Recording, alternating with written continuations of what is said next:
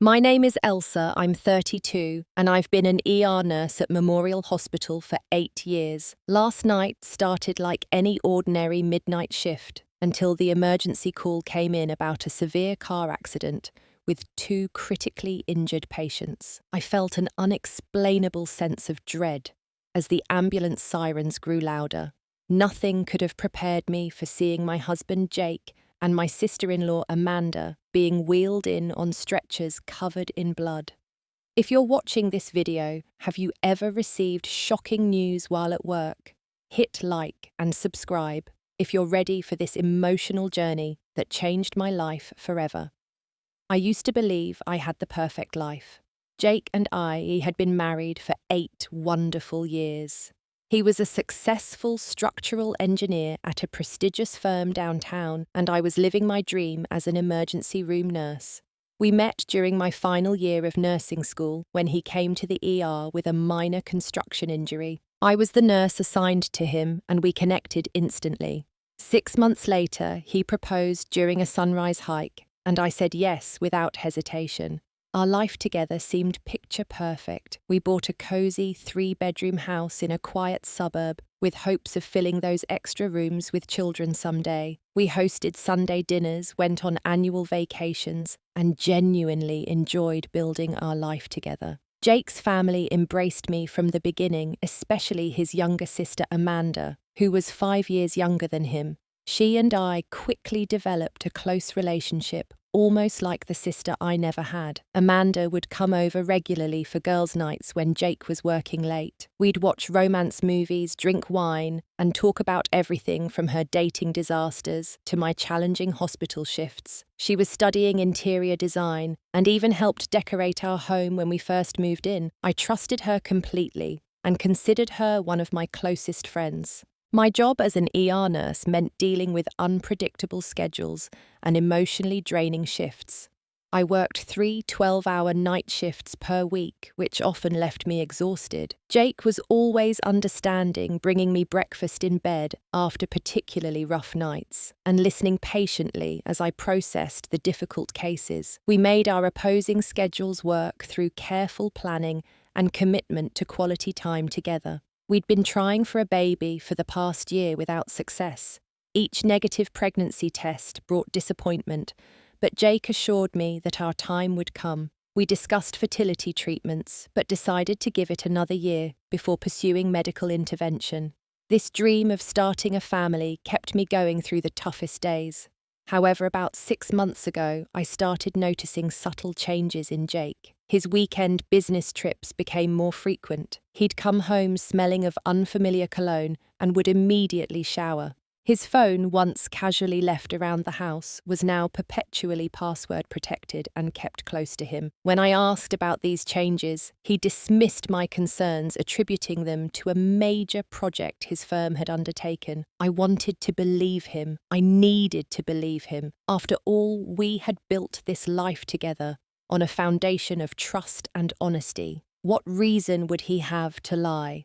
So I pushed my doubts aside and focused on our future, on the family we were trying to create. Around the same time, Amanda's 5-year marriage to her college sweetheart ended abruptly. She never fully explained what happened, only saying they'd grown apart. Jake insisted we support her through this difficult time, so Amanda began spending even more time at our house. I noticed she and Jake would sometimes have hushed conversations that stopped when I entered the room. They explained they were discussing a surprise birthday party for me, so again I dismissed my concerns. One evening, I came home early from a shift that had been unexpectedly cut short and found them sitting unusually close on our couch, looking at something on Amanda's phone. They jumped apart when they saw me, and Amanda quickly tucked her phone away. Jake explained they were looking at old family photos for a project Amanda was working on. The explanation seemed reasonable,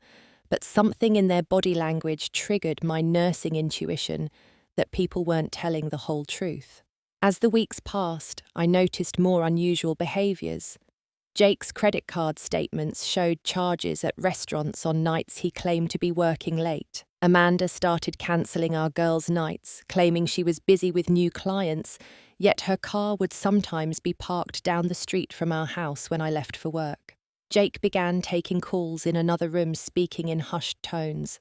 I tried confronting Jake about my concerns one night. He became defensive, accusing me of not trusting him and reminding me of how stressful his job had become. He suggested that my irregular sleep schedule due to night shifts was making me paranoid. I almost believed him, almost convinced myself I was overreacting, but deep down I knew something wasn't right. The foundation of our seemingly perfect life was beginning to crack, and I was terrified of what I might find beneath the surface. Still, I clung to the hope that my suspicions were unfounded, that my marriage was as solid as I had always believed it to be.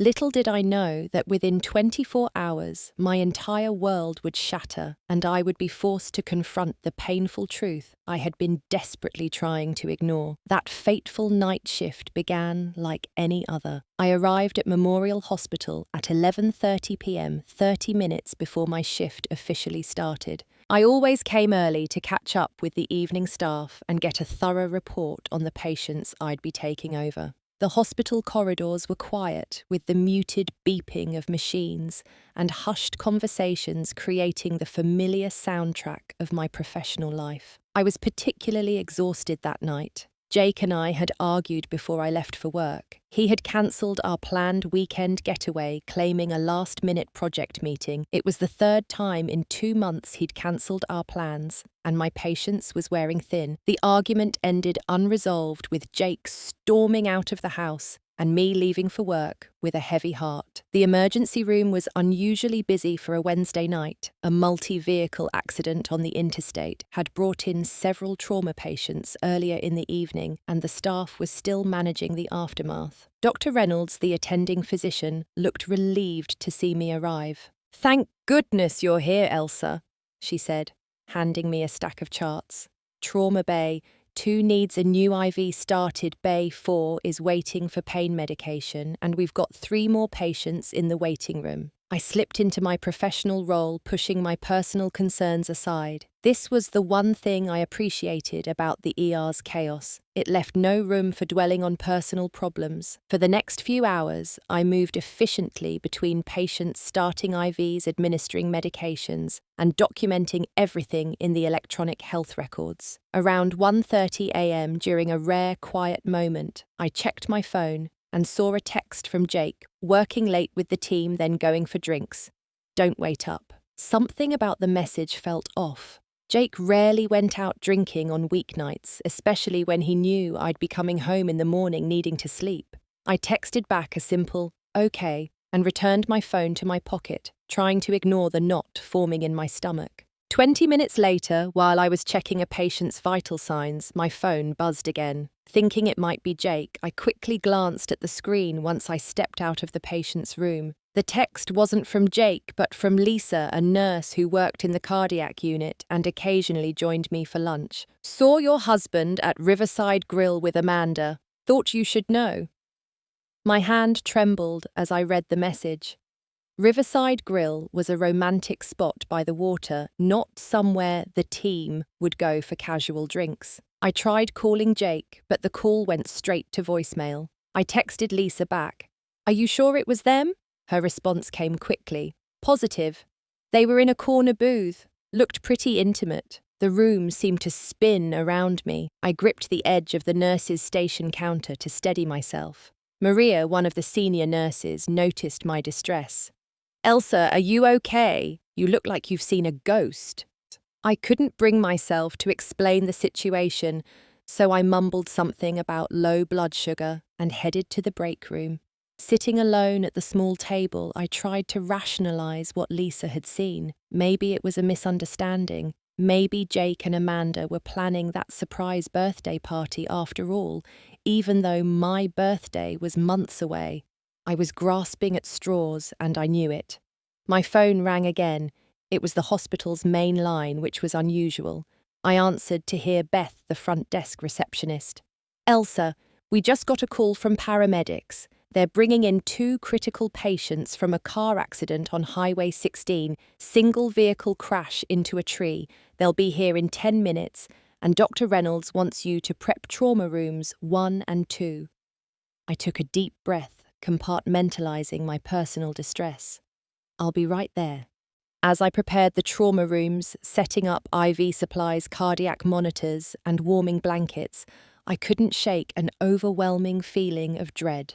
Highway 16 was the road that led from the city toward our house, passing right by Riverside Grill. It was a coincidence, I told myself. It had to be. The hospital intercom crackled to life. Trauma team to ER, trauma team to ER, 2 critical patients arriving. I joined the rest of the team at the ambulance bay. Dr. Reynolds reviewed the information we had received. 2 patients, male and female, both approximately 30 years old. Male has potential head trauma and multiple fractures. Female has less severe injuries but possible internal bleeding. Car apparently lost control on a curve and hit a tree at high speed. As the ambulance lights became visible in the distance, my feeling of dread intensified. I tried to steady my breathing to prepare myself professionally for whatever was coming through those doors. But nothing could have prepared me for what happened next.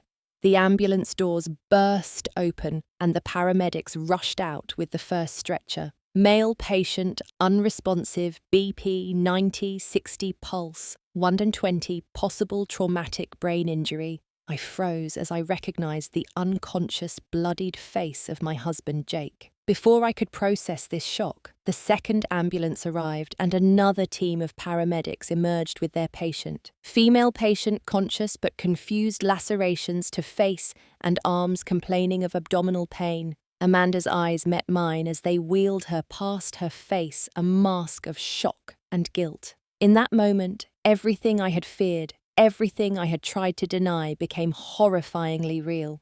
My husband and his sister were the victims of the car crash, coming from the restaurant where they had been having their intimate dinner. The pieces were finally falling into place, forming a picture I could no longer ignore. Time seemed to stop as I watched the trauma teams whisk Jake and Amanda into separate rooms. Dr. Reynolds hadn't noticed my reaction yet, still calling out orders and organizing the response. I stood frozen, unable to move or speak, as the reality of what was happening crashed over me in waves. "Elsa, we need you in trauma 1 with the male patient."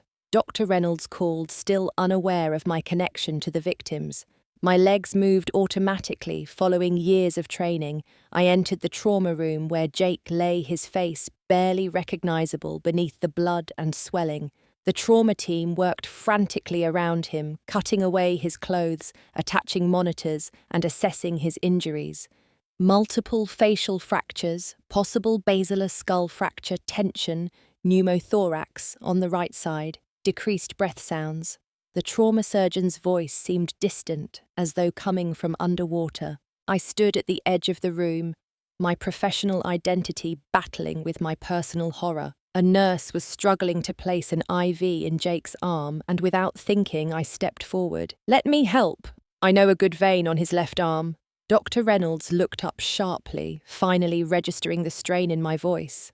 "Elsa, do you know this patient?" My voice cracked as I replied, "He's my husband."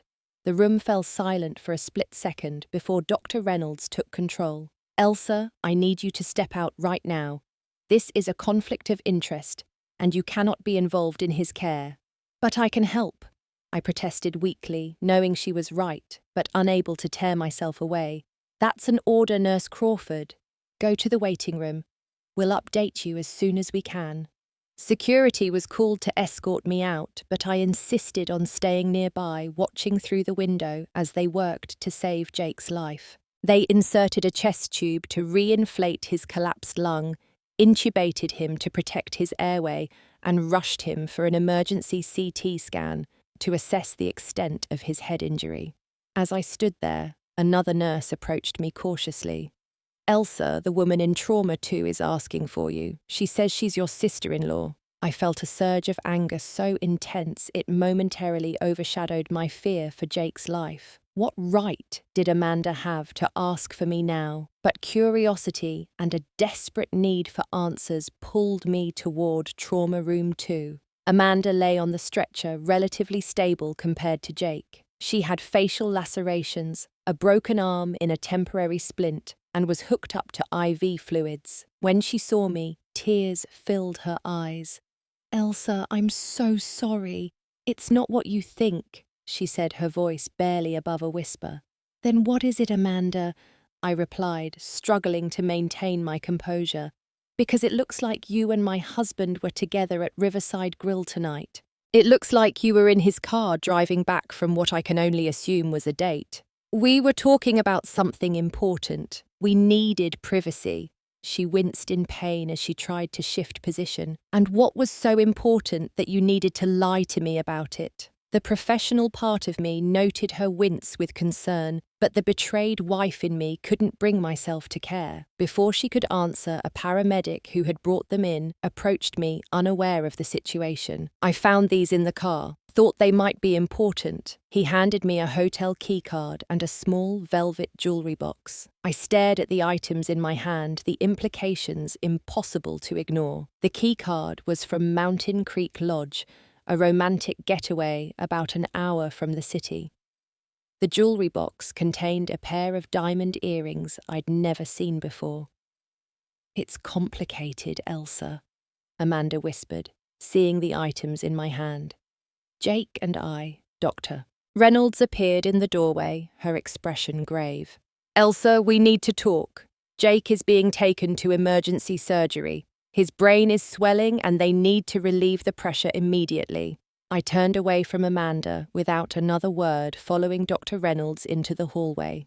The surgeon explained that Jake had a severe epidural hematoma requiring immediate intervention along with multiple facial fractures and 3 broken ribs that had punctured his lung. "What are his chances?" I asked, my nurse's knowledge making the situation even more terrifying. "It's too soon to tell. The next 24 hours will be critical. I'm so sorry, Elsa. The surgical team will do everything they can." As Jake was rushed to the operating room, I found myself standing alone in the corridor, holding the tangible evidence of his betrayal in my trembling hands. The hotel keycard, the jewelry meant for Amanda, the bitter truth I could no longer deny. One of the paramedics who had brought them in approached me cautiously. "Are you related to the patients?" I nodded numbly. "The man is my husband. The woman is his sister." The paramedic looked uncomfortable. "I thought you should know. When we found them, they were coming back from a cabin on Mountain Creek Road. There was an overnight bag in the trunk with both their clothes mixed together." Each new revelation was another knife in my heart. I thanked the paramedic mechanically and walked away, needing space to process everything that was happening.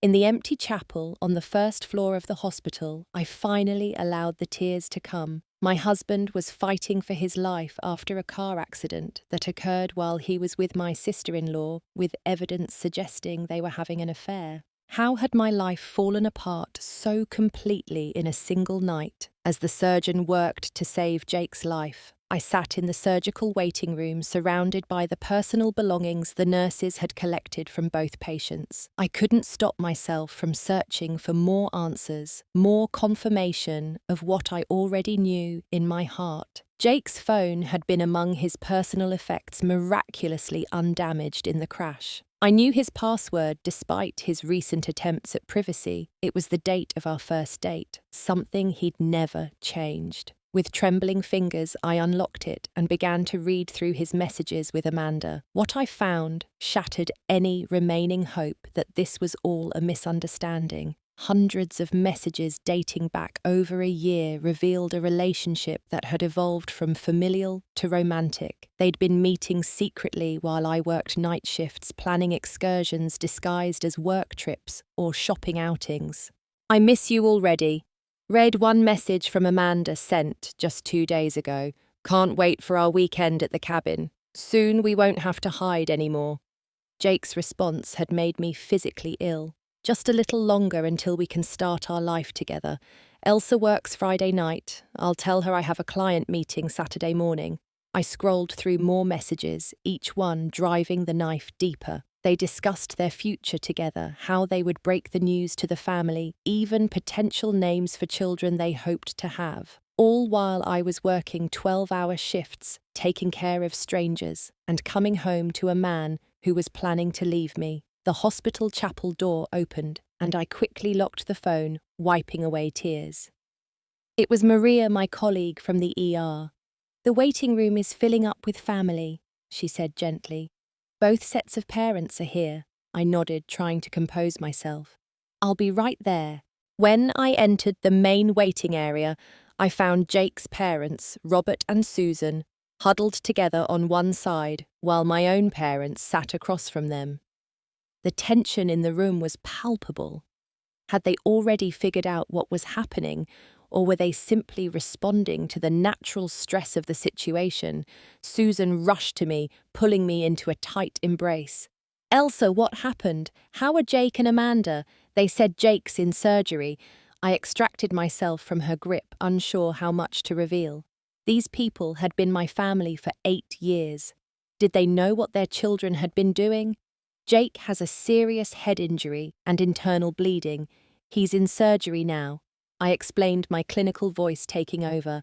"Amanda is stable. She has a broken arm, facial lacerations, and they're monitoring her for internal bleeding." "But what were they doing together so late?" my mother asked, her suspicion evident. Before I could respond, Robert jumped in defensively. "They're siblings. They were probably just having dinner."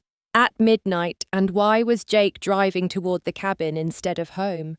My father, always perceptive, had clearly caught on that something wasn't right. Susan's expression changed from concern to something more guarded. "What are you implying?" I couldn't bear the pretense any longer. I found messages on Jake's phone. He and Amanda have been seeing each other romantically. They were coming back from a cabin where they'd been...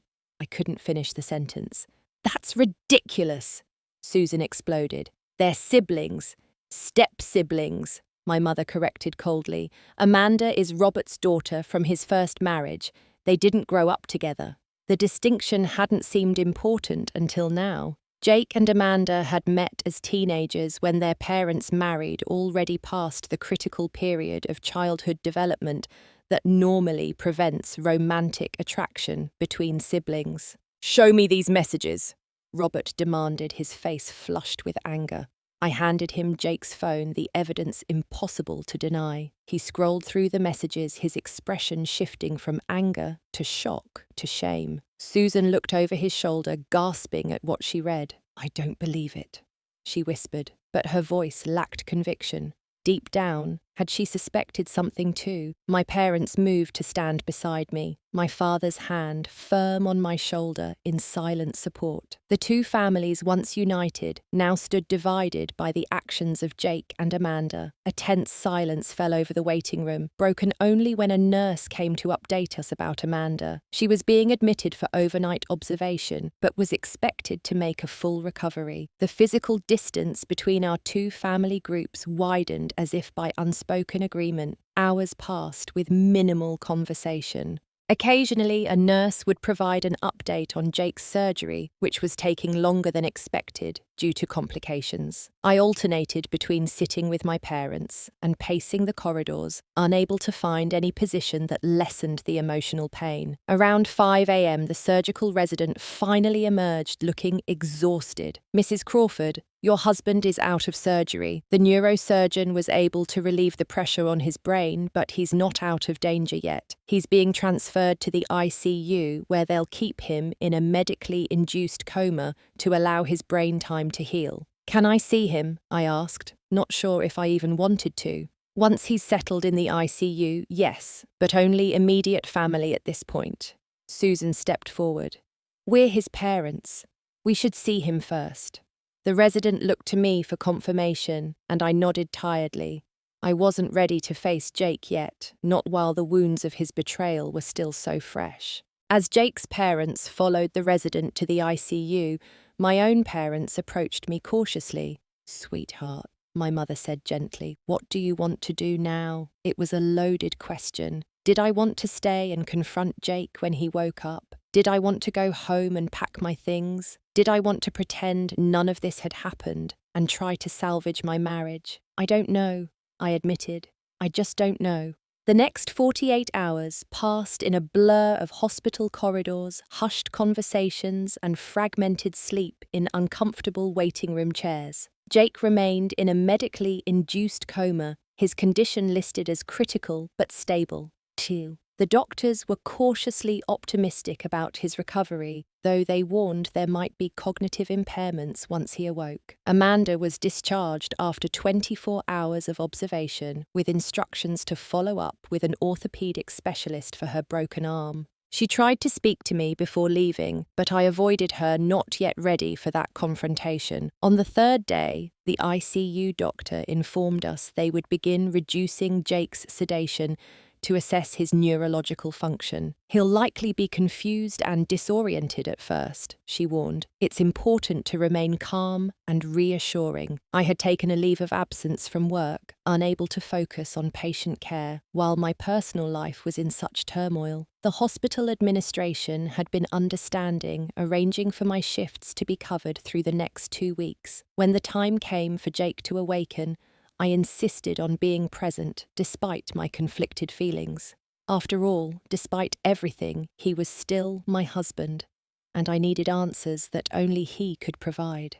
Jake's hospital room was a symphony of beeping monitors and hissing ventilators. His face was almost unrecognizable, swollen and discolored from the impact with surgical incisions carefully sutured across his scalp.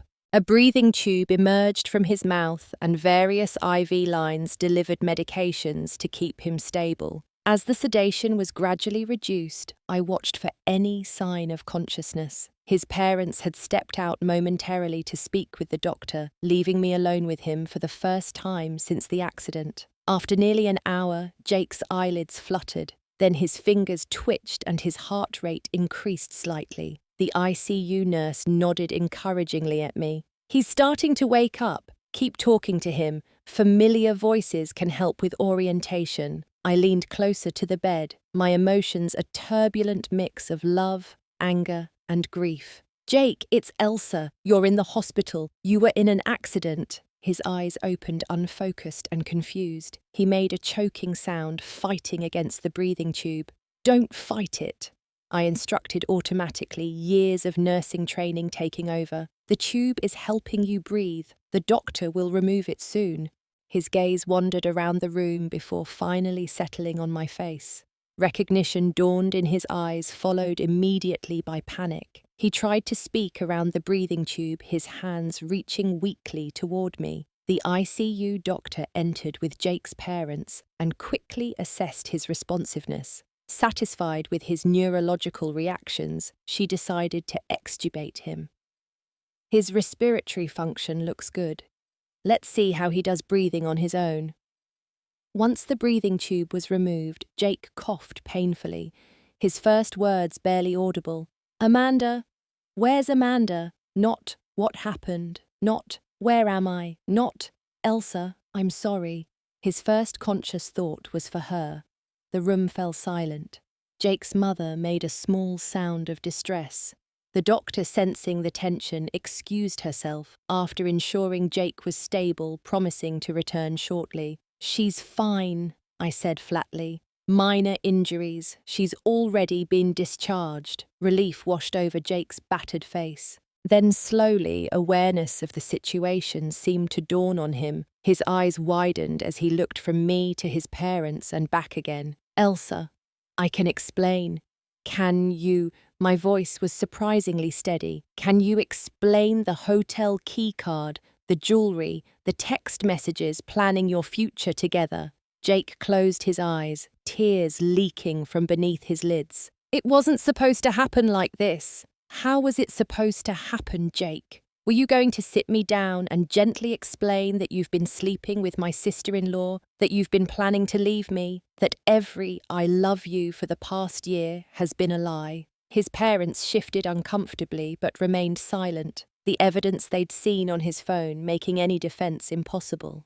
It wasn't a lie, Jake whispered. I did love you. I still do in a way, but what I feel for Amanda is different. It's deeper. We tried to fight it, Elsa. We really did. How noble of you, I replied, my sarcasm barely masking the pain. And when exactly did this forbidden love blossom? When she started spending more time at our house after her divorce? Or was it happening even before that? Jake looked away, unable to meet my gaze. It started about a year ago. We were just talking at first, connecting in a way we never had before. Then one night, when you were working, spare me the details. I held up my hand, not wanting to hear how the affair had begun in our home, possibly in our bed while I was taking care of sick patients. You need to know that we were going to tell you, he continued weakly. Next week. We had it all planned out. We didn't want to hurt you. I laughed, a hollow sound that startled even me. Well, that plan clearly worked out perfectly. There's more, Jake said, his voice dropping even lower. Amanda is pregnant. The words hit me like a physical blow.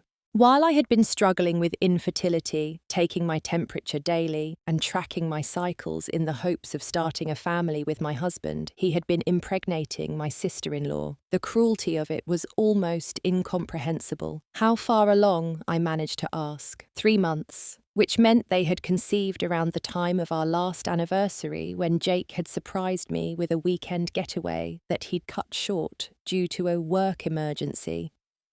I stood up abruptly, unable to remain in the room any longer. I think we're done here. Elsa, please. Jake reached for my hand, but I stepped back beyond his reach. I'll have my lawyer contact you once you're recovered. In the meantime, I suggest you focus on getting better for your new family. As I turned to leave, Jake called after me, his voice breaking. I never meant for any of this to happen. I paused at the doorway, looking back at the man I had once believed would be my partner for life. But it did happen, Jake. And now, we all have to live with the consequences. I walked out of the ICU with my head held high, ignoring the stares of the nursing staff who had undoubtedly heard every word of our conversation. Only when I reached the privacy of a supply closet did I finally break down, sliding to the floor as sobs racked my body. My colleague Sarah found me there sometime later, curled up among boxes of gauze and saline bags. Without a word, she sat beside me, wrapping her arm around my shoulders as I cried. I heard what happened, she said simply. I'm so sorry, Elsa. How am I supposed to move forward from this? I asked through my tears. How do I ever trust anyone again? Sarah had no easy answers, only her presence and understanding. As a fellow nurse, she knew that sometimes the most healing thing wasn't words, but simply being there, bearing witness to someone's pain without trying to fix it. After what felt like hours, but was probably only minutes, I wiped my eyes and took a deep breath. I need to go home and pack some things. I can't stay in that house anymore. Sarah nodded. You can stay with me as long as you need to, but are you sure you're okay to drive? I wasn't okay, not even remotely, but I needed to take this first step toward whatever my life would become now, without Jake. I'll be careful, I promised. As I drove away from the hospital, I realized I was leaving behind not just my husband, but the entire future I had planned. All the dreams, all the goals, all the certainties I had built my life around were gone, swept away in a single night by the 2 people I had trusted most in the world. 5 days after the accident, I returned to work against the advice of both my parents and the hospital administration. I needed the structure, the purpose that my job provided. More importantly, I needed to be somewhere that didn't remind me of Jake or Amanda. I requested a transfer from the emergency department to the surgical floor, not wanting to face the colleagues who had witnessed my breakdown. The nursing director approved my request immediately, understanding my need for a fresh start within the same hospital. My first day back was both challenging and therapeutic. Focusing on post-operative patients with their predictable care needs gave me a sense of control that had been missing from my personal life. When my mind threatened to wander back to Jake and Amanda, I immersed myself deeper in work, checking vital signs, changing dressings, and administering medications with meticulous attention. "You're doing well," my new supervisor commented at the end of the shift. "But don't push yourself too hard. Trauma affects us all, even healthcare professionals." I nodded, appreciating her concern, but unwilling to discuss my personal situation. I'd become adept at deflecting questions about Jake's condition or my emotional state, offering vague reassurances that I was taking it one day at a time. After my shift, I drove to Sarah's apartment, which had become my temporary home. My parents had offered to let me stay with them, but their house was filled with wedding photos and reminders of my life with Jake. Sarah's spare bedroom offered neutral territory where I could begin to heal. As I entered the apartment, Sarah called out from the kitchen, "You've got a visitor." To my dismay, Amanda sat on Sarah's couch, her arm in a cast, her face still showing fading bruises from the accident. She stood awkwardly as I walked in. "What are you doing here?" I asked coldly. Sarah glanced between us. "She said she needed to talk to you. I'll give you two some privacy." She retreated to her bedroom, closing the door softly behind her. "I know you don't want to see me," Amanda began, "but please just hear me out." Amanda sank back onto the couch. "First, I want you to know how sorry I am. What Jake and I did was inexcusable. We hurt you terribly, and no apology can ever make up for that." "You're right, it can't." She winced at my tone but continued. "Jake and I never planned for this to happen. It started so gradually that we didn't even recognize it at first. After my divorce, I was vulnerable, and Jake was so supportive." "So this is a classic 'it just happened' scenario," I interrupted. "You accidentally fell into bed with your brother who happened to be my husband." "It wasn't like that," Amanda protested. "We fought our feelings for months. We both felt guilty, disgusted with ourselves. We tried to stay away from each other, but somehow you ended up pregnant with his child," I finished for her. "Save the star-crossed lovers narrative, Amanda. You both made choices. Repeated choices to betray me." She looked down at her hands. "You're right. We did. And now, we're having a baby together." The casual confirmation felt like another slap. While I had been tracking my ovulation and researching fertility treatments, my husband had effortlessly impregnated my sister-in-law. The universe had a cruel sense of humor. "What do you want from me, Amanda?" Forgiveness, blessing, permission to live happily ever after without feeling guilty. "I don't expect forgiveness," she said quietly. "I just wanted you to know that what we did had nothing to do with you. You were a wonderful wife to Jake, and you've been like a sister to me. This mess is entirely our fault." "How comforting," I replied sarcastically. "Is that all?" Amanda hesitated, then reached into her purse. "There's something else. Jake doesn't know I'm here, but I thought you should have this." She handed me a folded document. I opened it to find a cashier's check for $50,000. "What is this?"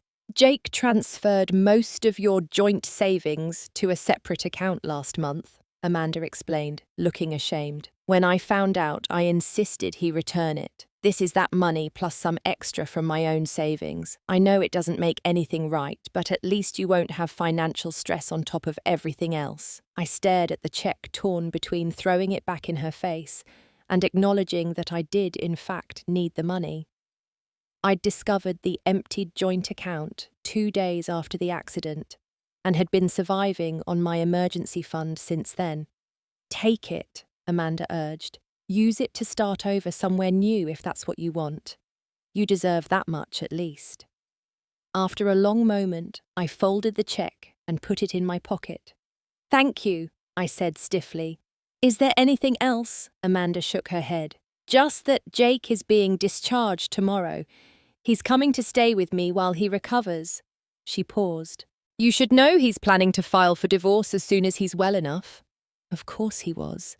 The injured party in all senses was taking proactive steps to end our marriage. The irony was almost too much to bear. "Tell him not to bother. My lawyer will be serving him papers by the end of the week." Amanda nodded, rising slowly from the couch. For what it's worth, Elsa, I truly am sorry.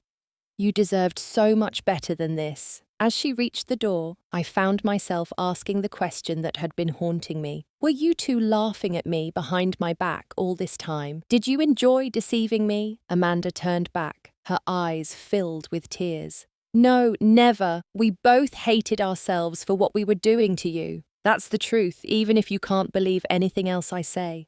After she left, I sat alone in Sarah's living room, the check burning a hole in my pocket. It was blood money, a pathetic attempt to compensate me for the destruction of my marriage and the betrayal of my trust. But it was also a tangible first step toward independence, toward a future without Jake. I pulled out my phone and made a call I'd been postponing. James Davis Law Office, answered a friendly receptionist. This is Elsa Crawford. I'd like to schedule a consultation about filing for divorce. As I hung up, I felt a weight lift from my shoulders. For the first time since the accident, I was taking control of my narrative. Whatever happened next would be my choice, not a reaction to Jake and Amanda's betrayal. The road ahead would be difficult, but I was a nurse. I knew how to navigate pain and healing, and I would heal on my own terms in my own time. When I returned to Sarah's apartment after my next shift, I found a small envelope had been slipped under the door. Inside was a key and a note in familiar handwriting.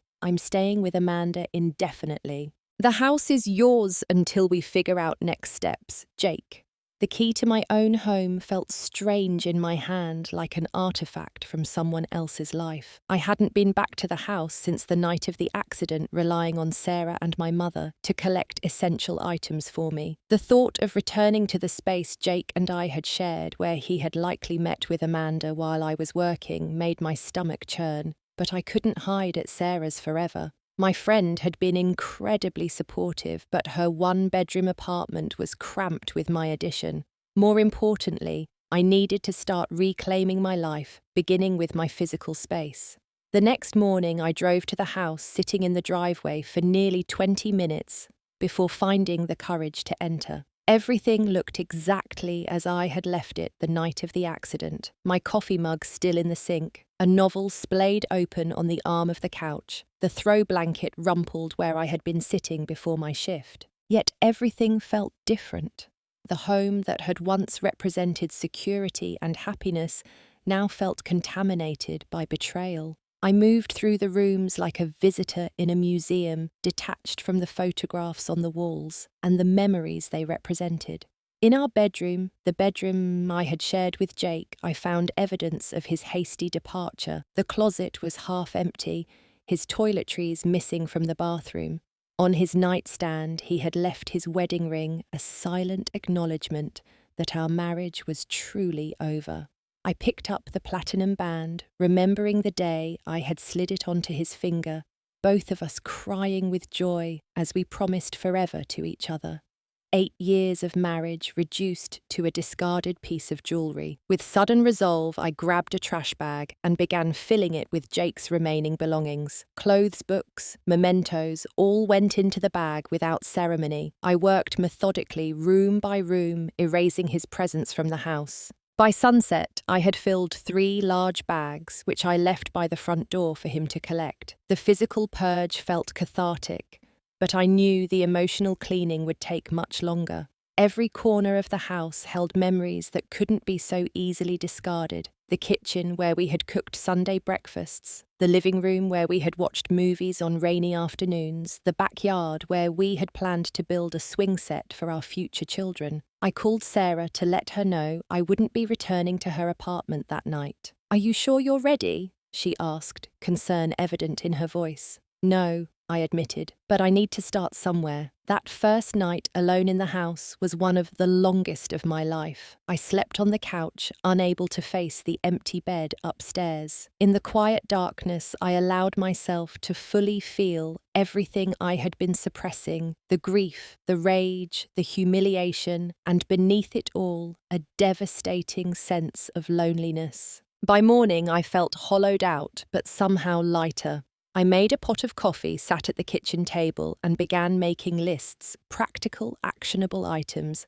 I could control in a situation where so much was beyond my influence. First on the list, meet with the divorce lawyer I had contacted. The appointment was scheduled for the following day, and I prepared my documentation meticulously: financial records, property, information, evidence of Jake's infidelity. The nurse in me appreciated the organized approach to dismantling my marriage. Second, re-evaluate my career. The transfer to the surgical floor had been an emergency measure, but I needed to consider whether it was where I wanted to stay long-term. Perhaps this was an opportunity to explore other nursing specialties or even advance my education. Third, rebuild my support system. Beyond Sarah and my parents, I had let many friendships fade during my marriage. It was time to reconnect with old friends and perhaps make new ones who had no connection to my life with Jake. As I worked through my list, a text message arrived from an unknown number.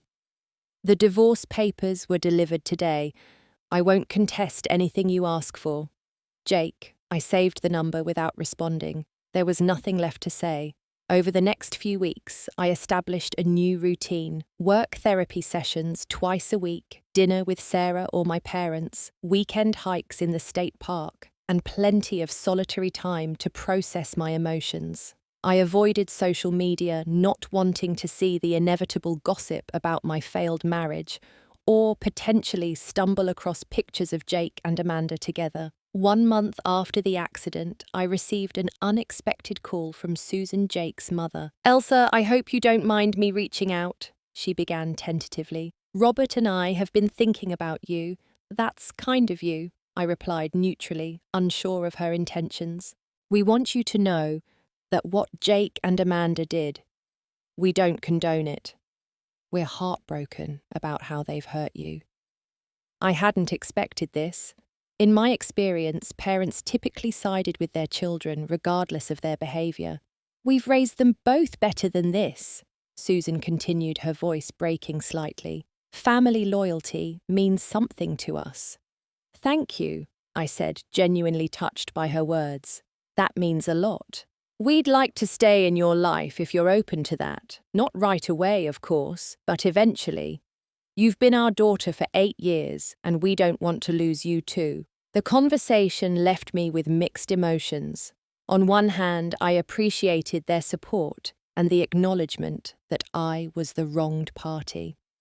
On the other, maintaining a relationship with Jake's parents would keep me tethered to a past I was trying to leave behind. I told Susan I needed time to think about it, and she respectfully accepted my boundary. It was a small victory in my journey toward reclaiming my autonomy, learning to prioritize my needs without guilt.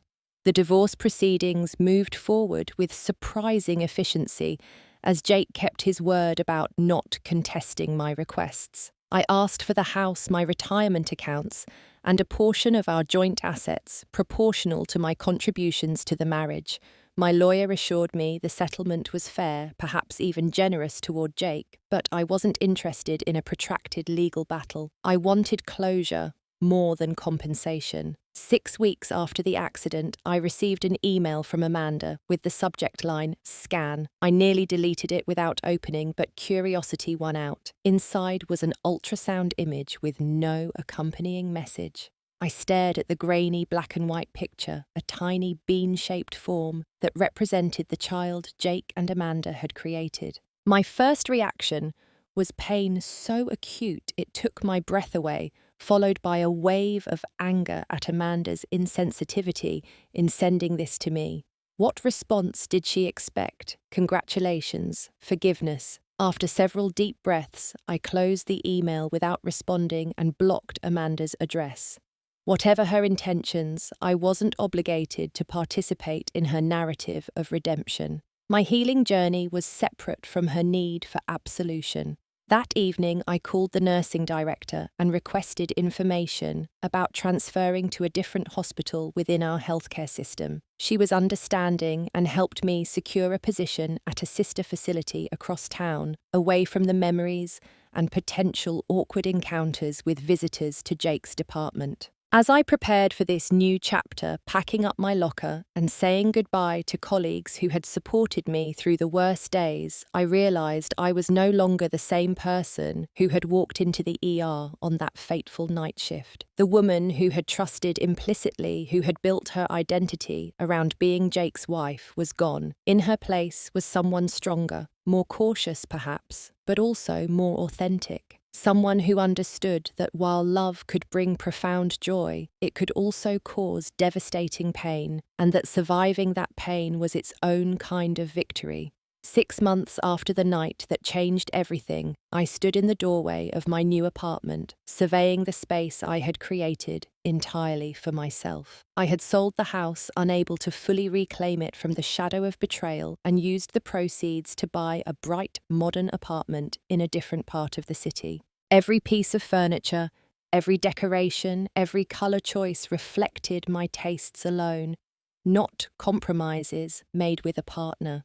The walls were painted in soothing blues and greens, the furniture was comfortable yet elegant, and large windows filled the space with natural light. It wasn't just an apartment, it was a physical manifestation of my independence. My career had taken a positive turn as well.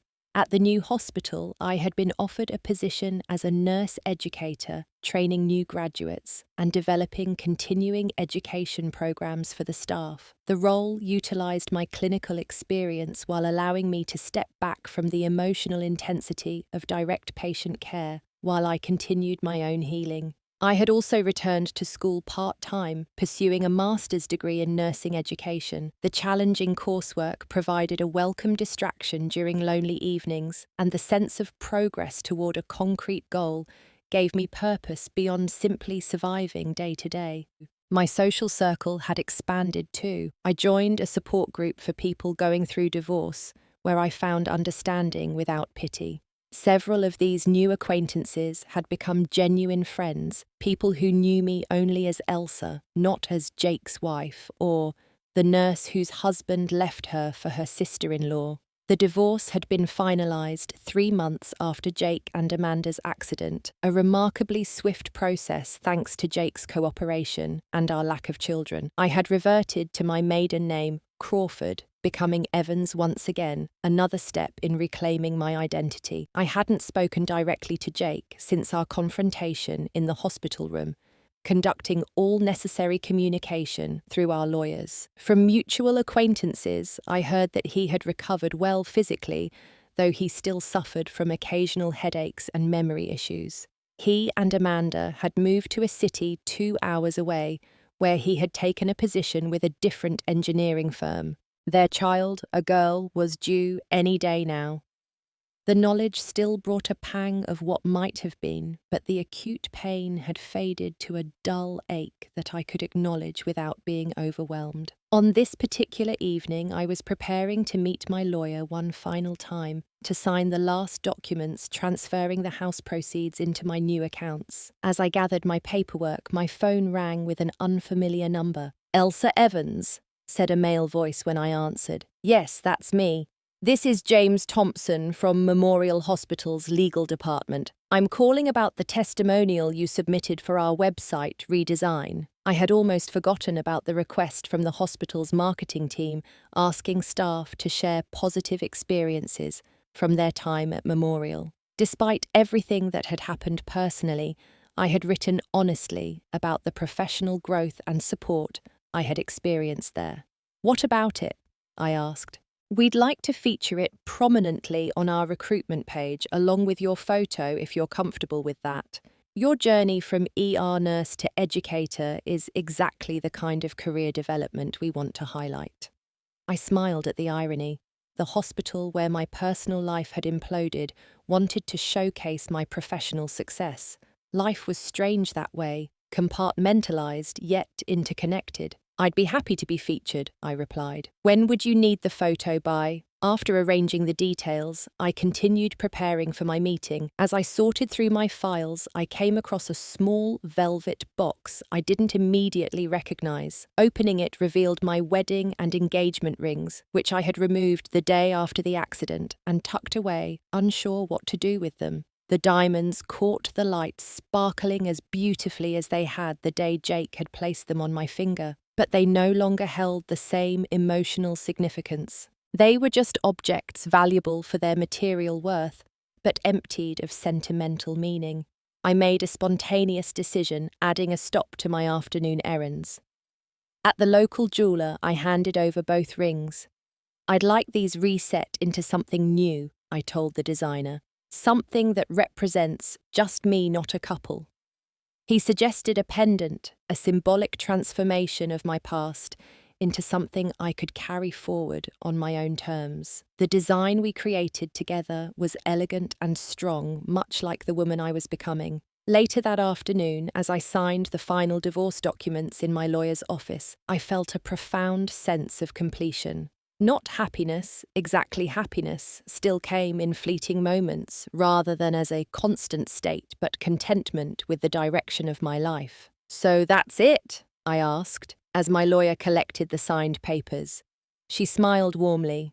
"That's it. Legally, your marriage is over and all assets have been distributed according to the settlement. You're free to move forward however you choose." Freedom. It was a concept I had been grappling with since the night of the accident. The end of my marriage had been both a loss and a liberation, forcing me to redefine myself outside the context of being Jake's wife. As I left the lawyer's office, my phone buzzed with a text message from David, an emergency medicine physician I had met through a mutual friend. We had been on 3 casual dates, moving slowly as I navigated the unfamiliar territory of dating after divorce. "Still on for dinner Friday," he'd written. I smiled and typed back, looking forward to it. David knew my story. I had been upfront about my recent divorce and its painful circumstances. He understood my hesitation, my need for independence, and my reluctance to dive too quickly into another relationship. His patience and respect for my boundaries made him different from the other men I had briefly dated since the divorce.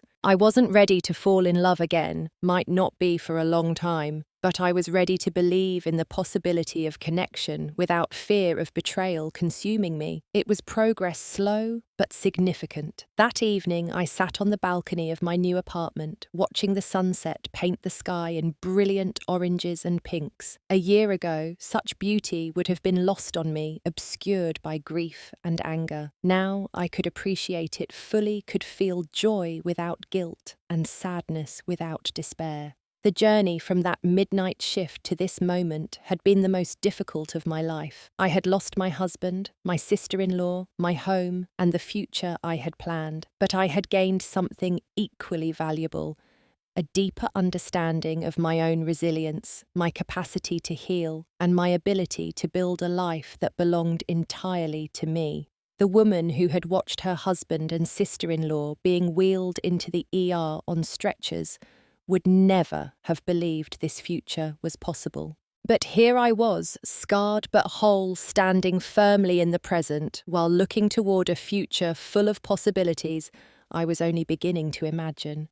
As the last light faded from the sky, I made a silent promise to myself to honor the pain I had experienced without letting it define me, to remain open to joy without forgetting the lessons of caution, and to live each day with the authenticity that comes only from having lost everything and found yourself in the aftermath. In the end, that was the most profound lesson of all, that even the deepest betrayal couldn't destroy me unless I allowed it to, and I had chosen instead to rise. Have you ever had to rebuild your life after a betrayal? I hope my story has shown that while the path isn't easy, healing is possible. If this resonated with you, please like, subscribe, and share with someone who might need to hear this message of hope. Remember, your worth isn't determined by how others treat you, but by how you choose to respond when life falls apart.